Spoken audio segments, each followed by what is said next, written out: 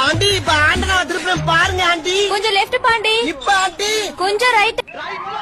Right இருந்தா ஊருக்கு இல்லனா சாமிக்கு. என்னடா அந்த சத்தம்? இந்த கிளம்பிட்டடா, இந்த கிளம்பிட்டேன். ஐயோ பயமா இருக்குடா பாருங்க. ஐயோ பாப்பா. அரே என்னென்ன நடக்குதா சாமி? யோ எங்கடே வர? விண்வெளியில வர வீணா போறீங்களா?